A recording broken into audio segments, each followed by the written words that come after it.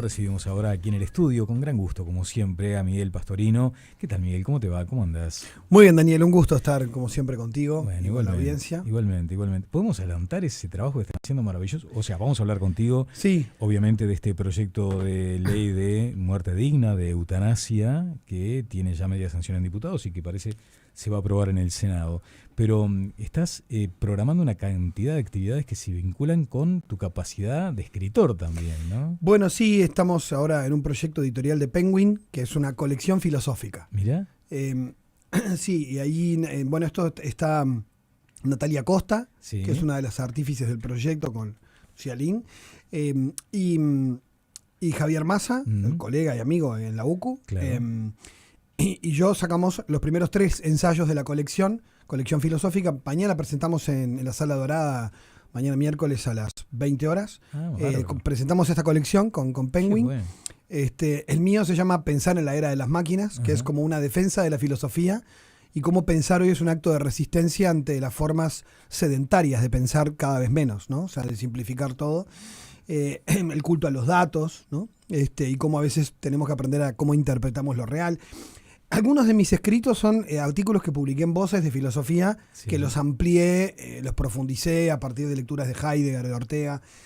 Bueno, y hemos hecho esta colección que tiene en común un diálogo entre filosofía y tecnología, y cómo la tecnología está reconfigurando nuestra civilización. ¿Qué tema? Así como estamos colgados con eso hace tiempo. Bueno, van a estar acá en la radio, entonces. Sí, y además estamos en una movida linda porque después te avisaré, va a venir un filósofo chileno a la UCU también, Carlos Peña, que es un hombre que está escribiendo mucho sobre la filosofía en la vida pública. Claro. Cómo la filosofía tiene su lugar en la discusión pública. Que además, fíjate, solo se trata de pensar, pero qué difícil que Sí, es. qué difícil que es, y a veces algunos se prefiere ahorrarlo. Bueno, además ahora en la UCU estamos lanzando, después de 30 años, reabrimos licenciatura en filosofía. Sí. Y entonces estamos con todo un movimiento también con eso, ¿no? Entonces sí que estoy como con todo eso.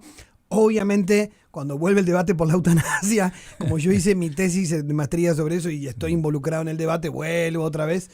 Por lo menos con la intención de siempre, ¿no? De informar, esclarecer, Sí. porque obviamente que hay otras cosas que van por otros carriles, ¿no? Bueno, exactamente. Vos fíjate que había anotado aquí algunos comentarios tuyos.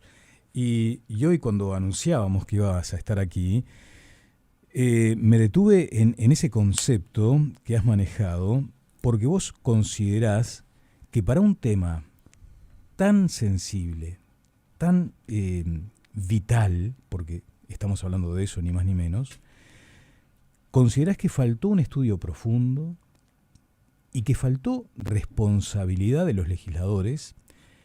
También hablas de negligencia y superficialidad. Es duro esto, Es Miguel. duro, sí. Por una sencilla razón, no es que faltó estudio de parte de la sociedad. A ver, para decir un dato que no sé si todo el mundo sabe, este proyecto que hoy se quiere votar en el Senado, y que tiene las mayorías aparentemente, es un proyecto que no es el de Ope Pasquet, porque algunos legisladores colados dicen, no, porque yo apoyo el proyecto de Ope. Este no es el proyecto de Ope, aunque Ope apoye este proyecto también, no es su proyecto original, que era mucho más minimalista y de despenalización del médico. Este es un proyecto distinto del Frente Amplio, que abrió mucho más el juego a mucho más riesgo social. Y de hecho la crítica que le han hecho especialistas de todos los colores y de todas las especialidades, paliativistas, el Ministerio de Salud Pública, los 5 informes técnicos, desde el 2022, Daniel, este proyecto es exactamente el mismo que se votó en 2022, con un par de agregados que inhiben que un extranjero pueda venir a hacerlo, algunas cuestiones como muy específicas, pero los temas graves que se le criticaron al proyecto en el 2022, los temas más graves, que son muchos, no uno solo, es decir, que tiene muy pocas garantías para el paciente. Y sin embargo siguen diciendo en todos los medios, no, proyecto garantista. Sí, te quiero preguntar por y a mí qué, me encantaría sí, que contestaran algunas de las cosas que decimos y no las contestan, ¿no? ¿Y vos por qué considerás, Miguel, que efectivamente no se le dan garantías o no se protege al paciente? Bueno, en primer lugar, porque atenta contra la libertad. Es una paradoja que lo ofrezcan como un proyecto de ganar libertades. Fíjate esto. Yo ahora estuve en el Senado, en la Comisión de Salud, y un senador me preguntó por esto mismo. Como que no quedaba claro, el artículo 4 establece que el paciente se le informará de los cuidados paliativos y tratamientos disponibles. Pensemos en la imagen de lo que esto es. Primero, el proyecto no es para pacientes terminales. Esto es lo que todo el mundo imagina. Todo el mundo habla, incluso en diputados opinaron así. No, porque una persona en agonía, señor, usted está votando un proyecto que no es para pacientes en agonía, por favor. ¿Por qué? Porque el artículo 2 dice, una persona que esté cursando una etapa terminal de una enfermedad y la O es otra cosa, o enfermedad crónica, que yo tengo, o sea, muchas personas que tienen más de 40 empezamos a tener enfermedades crónicas, es decir, enfermedad incurable, irreversible, o sea que tampoco puedes estar enfermo, condiciones de salud incurables. Eso, según la OMS, condiciones de salud entra la discapacidad. Nadie lo está diciendo. Nadie contesta. Entonces, a ver, señores, no estamos hablando de pacientes en agonía. Estamos hablando de un amplio sector de la población vulnerable que ante un sufrimiento atroz, falta de buenos cuidados, de la medicación necesaria, del equipo asistencial necesario o del entorno emocional y afectivo que le permita vivir una vida digna, esa persona puede pedir la eutanasia. Entonces, o sea, ahí vos mencionás lo de la amplitud de motivos. Por supuesto, el artículo 2 es súper amplio. No lo he dicho yo, y eso es lo interesante, porque Miguel Pastorino es uno más. Sí, lo ha dicho el Ministerio de Salud Pública durante la legislatura anterior, lo han dicho expertos en bioética, lo ha dicho la Academia Nacional de Medicina, Daniel, que no soy yo. Lo han dicho personas que trabajan en tema de derechos humanos, en el Instituto Nacional de Derechos Humanos. O sea, no lo dice uno solo. Es decir, el artículo 2 es amplísimo. Punto. Y hay que leerlo, hay que ir y leer las O. ¿Y qué quiere decir condición de salud? ¿Y qué quiere decir enfermedad crónica, enfermedad incurable y irreversible? Un montón de enfermedades. Claro, te van a decir, bueno, estaba Miguel, pero pará, decí todo el artículo. Dice, con sufrimiento insoportable y con un grave deterioro de su calidad de vida. Quiere decir que las dos condiciones que harían posible eso es algo que es subjetivo, que nadie puede establecer objetivamente. Sufrimiento insoportable depende de la persona. Pero la presencia de los profesionales de la salud. Bueno, otro tema. Garantías profesionales de la salud, no aparece el médico tratante. El médico que te trata no está en el proyecto. Dice un médico, puede ser X, puede ser médicos generales. El segundo médico que te evalúa, también un médico general. No hay médico tratante, no hay especialista. Y acá hay para mí hay una cosa muy tramposa, que no digo mala intención, ni por eso digo negligencia. Dice, no, porque Miguel me han dicho, ¿no? Dice psíquicamente apto. Claro, pero en las leyes, psíquicamente apto quiere decir que una persona puede consentir. Vos y yo, Daniel, podemos vender un coche, una casa, porque no tenemos un deterioro cognitivo, pero podemos estar pasando por una depresión. Y estar psíquicamente apto, puedes estar deprimido. Puedes tener muy baja autoestima, puedes estar presionado emocionalmente por una familia a la que tenés muy cansada. Ahora, vos dijiste que hay ausencia de profesionales. Sí. ¿Los psicólogos o los trabajadores de la salud mental no están incluidos? No están incluidos.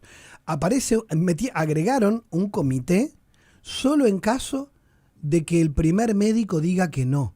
O sea, que si el primer médico dice que sí, no te va a evaluar nadie. Eso es una hipocresía. Es decir, que me pongan incluso algunos legisladores dijeron, no, yo voto este proyecto ahora porque le pusieron una junta acá. ¿Cuándo se la pusieron? Después que el primer médico se niega. Pero si el primer médico dice que sí y el segundo dice que sí, no hay psicólogo, no hay psiquiatra, no hay paliativista. Daniel, hay personas que si no dieron con la tecla en el alivio, porque además partamos de la base de que el sufrimiento físico se alivia. Lo que no siempre se logra aliviar en los equipos de paliativos es lo que se llama el sufrimiento existencial de la persona. Pero eso es lo mismo que una persona que quiere morir por otras razones. Entonces, si yo no te doy el alivio que mereces, el sufrimiento puede estar siendo algo que te quita la libertad. Porque yo lo primero que digo es en el artículo 4, si queremos dar libertad, hay que ser muy claro. Cuidado paliativo no alarga la vida. Para hacerlo simplificado, cuidado paliativo es igual a alivio en muchas dimensiones de la vida de la persona, no solo física. Si vos no estás aliviado, ¿de qué libertad hablamos? Claro, dicen, no, pero él puede elegir si quiere cuidados paliativos o eutanasia. Bueno, una persona que está sufriendo terriblemente y vos le das a elegir entre morir ahora o algo que podría aliviarle, va a elegir la muerte. Ahora, si yo primero te alivio, podés dormir, descansar, ver a tu familia y recalcular, capaz que desistís, y es lo que suele pasar. Ahora, si yo no te pongo los paliativos como una exigencia previa, porque ese es el error, por que uno pueda elegir entre paliativos y eutanasia, no, paliativo no se elige. Una persona que está sufriendo, primero hay que aliviarla. Y una vez que la aliviamos, conversamos. Entonces, ese proyecto en esas condiciones va contra la libertad de la persona, porque, perdóname Daniel, pero a la persona que está sufriendo y que podría ser aliviada, decir que fue su decisión, es muy hipócrita. O sea, porque no estoy teniendo en cuenta que podría ser más libre si por lo menos le diera lo que necesita para estar más aliviado. Claro. Miguel, ¿cuánto se ha contaminado, no se me ocurre otro término, el actual debate que ya viene, como vos lo mencionabas, desde hace muchos años, el no saber exactamente de qué se tratan los cuidados paliativos? Sí. Bien, Daniel, no solo de los cuidados paliativos, yo creo que ni de la eutanasia. O sea, yo creo que en muchas cosas, nos pasan muchas cosas en la sociedad así. La gente toma posición antes de meterse en el tema. Y una vez que tomó posición, parece que no da marcha atrás. Muy poca gente que lo ha hecho, que se ha metido en el tema y ha cambiado de posición. ¿Por qué? Porque entiende que esto es mucho más complejo. Entonces, cuando vos empezás a entender cosas que hemos repetido 5 años y que la gente las sigue confundiendo, porque se sigue parando en no, pero yo quiero tener la posibilidad, el derecho de si quiero morir, me puedo morir. Mira, libertad para suicidarnos tenemos todos. Ahora, que el médico tenga el poder de acabar con la vida de un paciente solo porque él lo pide, y sin evaluación psicológica, en un contexto de sufrimiento. ¿Vos seguís afirmando que no hay asistencia psicológica en el proceso? No, no está. Que me lo traigan y lean el proyecto, no existe. O sea, existe, pero en una etapa... En una etapa, en caso excepcional de que el primer médico lo niegue. Se niega a avanzar con el procedimiento. Y a ver, hay otros problemas más graves. No hay una comisión de garantías previa con trabajador social que evalúe la familia si el paciente no está presionado. ¿Cuántos adultos mayores en Uruguay con múltiples patologías sufren abandono y soledad? Vos cumplís con todas las características. Y en realidad la razón por la que te querés morir es por tu soledad. Ahora, viste que mencionaste a Ope. El otro día estuvo aquí Ope Pasqué defendiendo esta iniciativa que probablemente se apruebe en el Senado. Y una de las cuestiones que le preguntaba es si aquel paciente que está en un sufrimiento atroz no está en ambiente, no está en un estado de conciencia, y Ope era muy claro, no le corresponde la eutanasia. No, claro. No, a ver, algunas cosas, el proyecto incluye que el médico puede hacer objeción de conciencia, o sea, tampoco es, uno dice, no, todo horrible. No, pero obviamente garantías, están las garantías puestas para el médico o quien a su orden, porque el proyecto dice médico o a su orden hará la eutanasia. Pero también la eutanasia es, vamos a decirlo claro, porque esto es como que nunca queda claro del todo. En Uruguay tenemos muy buenas leyes en materia de salud que aseguran una muerte digna si se cumplen. Tenemos ley de cuidados paliativos. Quiere decir que vos podés estar aliviado hasta el final. Tenemos ley de voluntad anticipada, donde vos podés desistir de tratamientos que te alarguen la vida, que no te entuben, que no te reanimen, que no te hagan más quimioterapia o radio, que vos digas, yo llego, o que no quiero más diálisis, yo llego hasta acá. Eso es el encarnizamiento terapéutico también. Claro, eso iría, esa ley justamente va en contra de la obstinación terapéutica. Y esa ley ya existe en Uruguay, pero a veces no se pone en práctica, la gente sigue insistiendo en que la hagan vivir a un familiar y a veces el médico también puede persistir.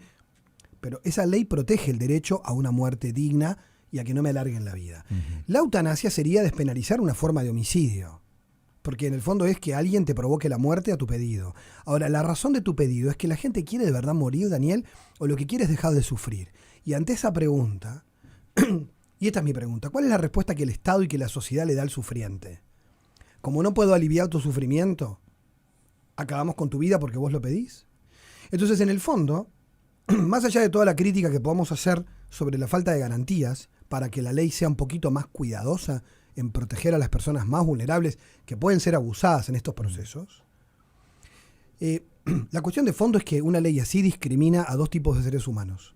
Las personas a las que les prevenimos el suicidio, aunque estén enfermas, y a las personas a las que entendemos que la empatía implica ayudarlo a acabar con su vida. ¿Cuál es el límite para distinguir entre un paciente y otro? Yo quiero ver a un psiquiatra evaluando esa situación. Eso es un momento muy compleja. Porque si vos lo disuadís para que viva, estás yendo contra, lo estás manipulando contra la libertad. Y si lo empujás, es un tema tan complejo la libertad, que no es tan abstracta como se plantea. Es complejo. Decime una cosa, porque después quiero hablar respecto al tema cuidados paliativos. Porque en la medida en que existe una ley, pero que no llegue a todos, la verdad que queda bastante hueca, ¿no? Queda vacía de contenido.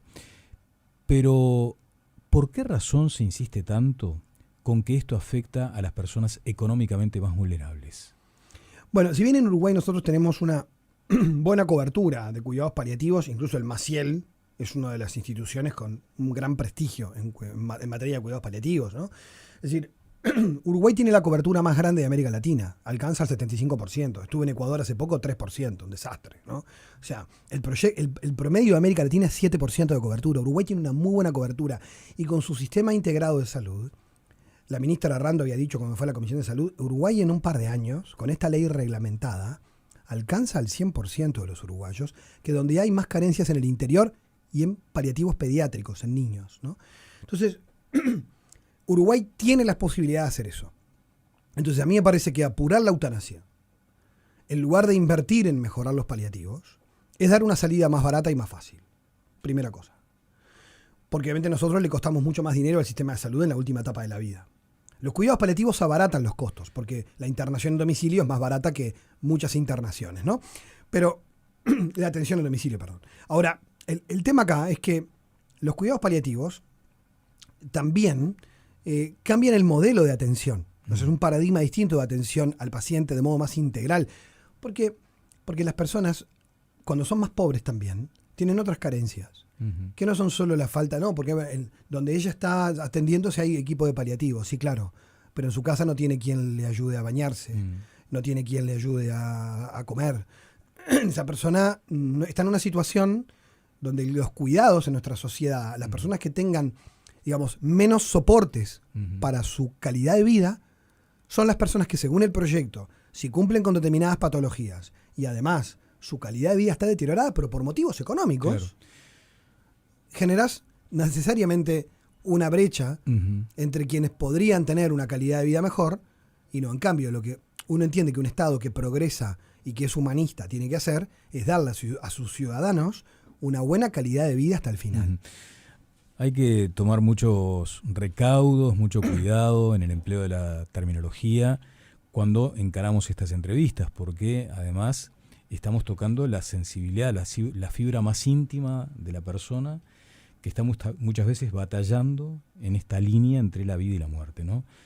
En consecuencia, te hago una pregunta con los recaudos necesarios, porque no quiero tampoco contaminar con un aspecto de esas características un debate profundo. ¿Pero vos entendés que de pronto hay motivaciones empresariales detrás de esta iniciativa?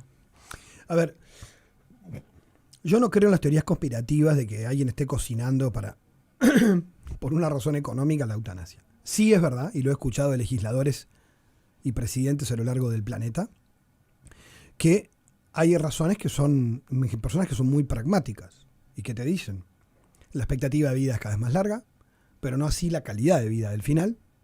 La seguridad social es cada vez un problema más grande. Los países que han optado, como Canadá, por la eutanasia, incluso por motivos de discapacidad y salud mental, están públicos los números, se han ahorrado millones de dólares. Y obviamente que las personas elijan no ser una carga es una cuestión de, digamos, casi de acto solidario. Y entonces eso es como una especie de cambio de valores, donde se empieza a ver a la persona que quiere vivir como un egoísta y a quien da este paso casi como una especie de héroe de la solidaridad para no ser una carga para los demás. Yo esto lo he escuchado en Canadá y lo he escuchado en los Países Bajos, donde la gente lo naturalizó que incluso la familia se lo dice, che, ¿y no pensaste en esta opción? Porque la verdad que estamos todos cansados. Esto para mí es distópico, pero está naturalizado. Es decir, es una deshumanización social de los sistemas de salud, donde hay pacientes en Canadá que el personal de salud que los aprecia les dice, che, pero ¿no pensaste en esta opción? Y nadie te obliga, ¿no? Te dice, no, porque esto no es obligatorio. Pero cuando te dicen, no es obligatorio, que no quiere eutanasia, que no la pida. Pero cuando una ley, la ley es pedagógica, cuando hay una ley que dice que eso está bien, que algo que hasta hoy es homicidio pasa a estar bien, algo que es cooperación con el suicidio pasa a estar bien socialmente, vos cambiás culturalmente la mentalidad y naturalmente las personas entienden de que, bueno, y eso es un poco lo que está en el debate. A mí a veces me escandaliza que alguien hable de esto como una acción humanista. Para mí lo más humanista es que todos tienen la misma dignidad y que deben ser tratados igual y no unos ciudadanos su vida deja de tener protección jurídica. Claro. Bueno, vos sabés que cuando se plantea esto en términos de humanismo y de avance en derechos y de reivindicar el concepto de la libertad, también se sostiene, hagamos esto que resulte más democrático, si se quiere, porque la persona que tiene dinero viaja a Suiza y puede asistirse para para la eutanasia. ¿No advertís allí que efectivamente sería un avance en materia legislativa, sobre todo considerando derechos? Bueno, yo ahí considero lo mismo que ha dicho Barrera, ¿no? O sea, en materia de derechos humanos hay derechos que son irrenunciables. Entonces hay países donde hay gente que va a otro país y compra a una mujer para que le pueda alquilar su vientre de algún modo, ¿no? Porque eso, la maternidad subrogada en algunos países, bueno, en todo el mundo, la comercial va contra las leyes, contra los derechos humanos. Si en algunas leyes como esta la permite solo en caso solidario, gratuito. Es decir, que algunas prácticas se naturalicen. En materia de derechos humanos hay un límite. ¿Cuál es el límite en todos los temas de derechos humanos? A nivel discusión interna, en temas de bioética, que no son lo mismo. Tema de órganos, tema vientres de alquiler o maternidad subrogada, tema eutanasia, tema aborto, edición genética de embriones. En esos temas el límite siempre, en todos los pactos, en todos los documentos, es la dignidad humana. ¿Y qué es la dignidad humana? Es que todo ser humano tiene un valor que es, digamos, no es relativo. Hay una diferencia que hacía Kant entre las cosas que tienen precio y las que tienen valor. Las personas tienen valor, no tienen precio. Entonces las personas no son alquilables ni son descartables. Entonces que una persona se quiera vender como esclavo, que eso es lo que no sé si todo el mundo le entendió a Barrera, quiere decir que estaría renunciando a su dignidad humana. Y no puede, el Estado no puede permitirle eso. Entonces, ¿por qué? Porque por respeto a mi dignidad tú no me podés esclavizar, aunque yo lo quiera. Ese es el argumento. Y el argumento es, aunque yo quiera que tú atentes contra mi integridad, porque yo considero que mi vida es una porquería, y quiero que tú te deshagas de mí, tú no tenés derecho a atentar contra mi dignidad. Mi dignidad me protege de que tú no me destruyas, y por lo tanto, porque si no, las personas que son eutanasiables son personas cuyos derechos humanos son relativos. Y ese es el argumento que a veces es muy jurídico, que es de fundamentos del derecho, y que obviamente OPE entiende el respeto a la dignidad como el respeto a la autonomía, que es una línea que también se deriva de Kant, que es el respeto a la autonomía, y si la persona lo que quiere es morir, yo tengo que ayudarla a que pueda consagrar su acto libre. Claro, pero incluso los padres de la tradición liberal de Locke para adelante, el respeto a la dignidad es el respeto a la autonomía, sí, pero las personas que, por ejemplo, no son autónomas, por diversas razones, también tienen dignidad. Entonces la dignidad tiene que ver más con que es un ser humano. Claro. Y por eso es una discusión más filosófica, sí, pero me parece que ahí sí. entramos en un tema donde en la opinión pública en general el argumento tiende a cerrarse en que cada uno pueda elegir. Claro, pero ¿qué estaríamos eligiendo? ¿Algo que estamos eligiendo libremente? Claro, me dice, Miguel, no seas paternalista, vos estás dudando que la gente no pueda elegir esto.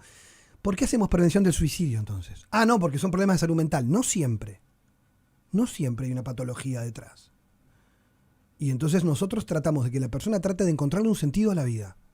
Tratamos de ayudarla a que pueda aliviar su sufrimiento. ¿Y por qué con ellos hacemos eso?